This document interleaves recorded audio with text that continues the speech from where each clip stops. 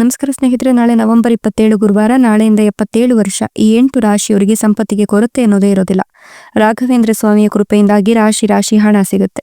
ಹಾಗಾದ್ರೆ ಆ ಅದೃಷ್ಟವಂತ ರಾಶಿಗಳು ಯಾವುವು, ಅವುಗಳಿಗೆ ಏನೆಲ್ಲ ಲಾಭ ಸಿಗುತ್ತೆ ನೋಡೋಣ. ಅದಕ್ಕಿಂತ ಮೊದಲು ರಾಘವೇಂದ್ರ ಸ್ವಾಮಿಗೆ ಭಕ್ತಿಯಿಂದ ಲೈಕ್ ಕೊಟ್ಟು ಪ್ರತಿದಿನ ದಿನ ಭವಿಷ್ಯ ತಿಳಿಯಲು ನಮ್ಮ ಚಾನೆಲ್ ಅನ್ನ ಸಬ್ಸ್ಕ್ರೈಬ್ ಮಾಡಿ. ಹಾಗೆ ಬೇಗನೆ ನಮ್ಮ ವಿಡಿಯೋದ ನೋಟಿಫಿಕೇಶನ್ ಪಡೆಯಲು ಬೆಲ್ ಬಟನ್ ಕ್ಲಿಕ್ ಮಾಡಿ ಆಲ್ ಅಂತ ಕ್ಲಿಕ್ ಮಾಡ್ಕೊಳ್ಳಿ. ಇನ್ನು ನಿಮ್ಮ ಜೀವನದ ಸಕಲ ಸಮಸ್ಯೆಗಳಾದಂತಹ ಸತಿಪತಿ ಕಲಹ, ಪ್ರೀತಿಯಲ್ಲಿ ಮೋಸ, ಭೂಮಿ ವಿಚಾರ, ಕೋರ್ಟ್ ಕೇಸ್, ವ್ಯಾಪಾರ, ಹಣಕಾಸಿನ ತೊಂದರೆ, ಸಾಲಬಾಧೆ, ಸ್ತ್ರೀಯರ ಗುಪ್ತ ಸಮಸ್ಯೆ, ಹೀಗೆ ಹಲವಾರು ಸಮಸ್ಯೆಗಳಿಗೆ ಶಾಶ್ವತ ಪರಿಹಾರ ಮಾಡಿಕೊಡ್ತಾರೆ. ಡಿಸ್ಪ್ಲೇ ಮೇಲೆ ಕಾಣ್ತಕ್ಕಂಥ ಗುರೂಜಿ ನಂಬರ್ಗೆ ಒಮ್ಮೆ ಕರೆ ಮಾಡಿ ನೋಡಿ. ಹೌದು, ನಾಳೆ ನವೆಂಬರ್ 27 ಗುರುವಾರದ ಜೊತೆಗೆ ಮುಂದಿನ 77 ವರ್ಷ ಈ 8 ರಾಶಿಯವರಿಗೆ ರಾಶಿ ಹಣ ಸಿಗುತ್ತೆ. ರಾಯರ ಕೃಪಾಶೀರ್ವಾದದಿಂದಾಗಿ ಸಂಪತ್ತಿಗೆ ಕೊರತೆ ಅನ್ನೋದೇ ಇರೋದಿಲ್ಲ. ಈ ರಾಶಿಯವರಿಗೆ ಒಟ್ಟಾರೆ ಇದು ಶುಭ ಸಂದರ್ಭ ಆಗಿದೆ. ನೀವು ಯಾವುದಕ್ಕೂ ಕೂಡ ಆತರವನ್ನ ಪಡೋದಕ್ಕೆ ಹೋಗಬೇಡಿ. ಆತ್ಮವಿಶ್ವಾಸದಿಂದ, ಉತ್ಸಾಹ ಮತ್ತೆ ಶಕ್ತಿಯಿಂದ ತುಂಬಿರ್ತಕ್ಕಂಥ ಸಮಯ ಇದಾಗಿದ್ದು, ಅಪೂರ್ಣ ಕೆಲಸಗಳು ಈಗ ಪೂರ್ಣಗೊಳ್ಳುತ್ತೆ. ಮುಂದಿನ ದಿನಗಳಲ್ಲಿ ನಿಮಗೆ ಗಮನಾರ್ಹ ಬೆಂಬಲ ಸಿಗ್ತಾ ಹೋಗುತ್ತೆ. ಕುಟುಂಬ ಸದಸ್ಯರು ನಿಮ್ಮ ಪ್ರೀತಿ ಮತ್ತೆ ವಾತ್ಸಲ್ಯವನ್ನ ಹೆಚ್ಚಿಸ್ತಾರೆ. ಭೌತಿಕ ಸೌಕರ್ಯಗಳನ್ನು ಪಡೆದುಕೊಳ್ತೀರಾ. ಆಹ್ಲಾದಕರ ಸಮಯವನ್ನ ಕಳಿತೀರಾ. ಇನ್ನು ಸಾಧ್ಯವಾದಷ್ಟು ನೀವು ಅಗತ್ಯ ಇರೋರಿಗೆ ಸಹಾಯ ಮಾಡೋದ್ರಿಂದ ನೀವು ಶಾಂತಿ ಮತ್ತೆ ನೆಮ್ಮದಿಯನ್ನು ಪಡೆದುಕೊಳ್ತೀರಾ. ನಿಮ್ಮ ಆರೋಗ್ಯ ಕೂಡ ಸುಧಾರಿಸುತ್ತೆ. ಪ್ರಯಾಣ ಮತ್ತು ಸೃಜನಶೀಲ ಅನ್ವೇಷಣೆಗಳತ್ತ ನೀವು ಒಲವನ್ನು ತೋರ್ತೀರಾ. ಹಣಕಾಸಿನ ವಿಷಯಗಳು ಉತ್ತಮವಾಗ್ತಾ ಹೋಗುತ್ತೆ.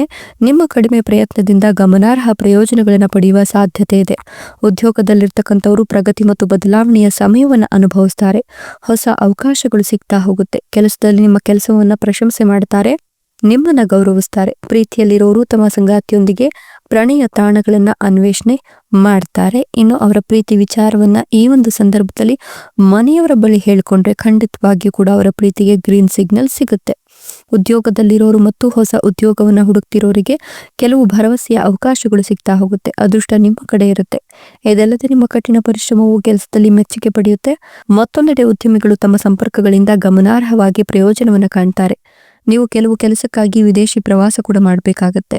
ಹಣವನ್ನು ಸಾಲವಾಗಿ ನೀಡೋದನ್ನ ತಪ್ಪಿಸಿದ್ರೆ ಖಂಡಿತವಾಗಿಯೂ ಕೂಡ ಹಣದ ಸಮಸ್ಯೆಗಳನ್ನ ನಿವಾರಿಸಿಕೊಳ್ಳಬಹುದು. ಇಲ್ಲವಂದ್ರೆ ಕೆಲವೊಂದಿಷ್ಟು ಸಮಸ್ಯೆಗಳಿಗೆ ಗುರಿ ಆಗ್ತೀರಾ.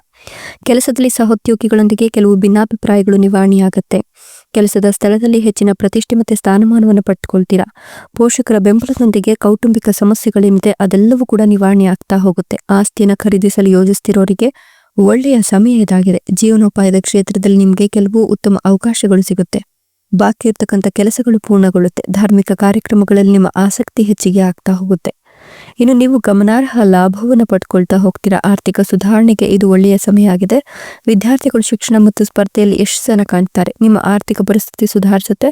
ಹೊಸ ಉದ್ಯೋಗವನ್ನು ಹುಡುಕ್ತಿರೋರಿಗೆ ಒಳ್ಳೆಯ ಅವಕಾಶಗಳು ಸಿಗ್ತಾ ಹೋಗುತ್ತೆ. ಅತ್ಯುತ್ತಮ ಅವಕಾಶಗಳು ಸಿಗೋದ್ರ ಜೊತೆಗೆ ವಿವಾಹಿತ ದಂಪತಿಗಳು ತಮ್ಮ ಬೆಂಬಲವನ್ನು ಪರಸ್ಪರ ಹಂಚಿಕೊಳ್ತಾರೆ. ಮಕ್ಕಳೊಂದಿಗೆ ದಿನವನ್ನ ಆನಂದಿಸ್ತಾರೆ. ಉದ್ಯೋಗದಲ್ಲಿರುವವರು ಗಮನಾರ್ಹ ಗೌರವವನ್ನು ಪಡೆದುಕೊಳ್ತಾರೆ, ಯಶಸ್ಸನ್ನು ಅನುಭವಿಸ್ತಾರೆ. ಇನ್ನು ಧಾರ್ಮಿಕ ಸ್ಥಳಕ್ಕೂ ಕೂಡ ಭೇಟಿಯನ್ನು ಇಡ್ತೀರಾ.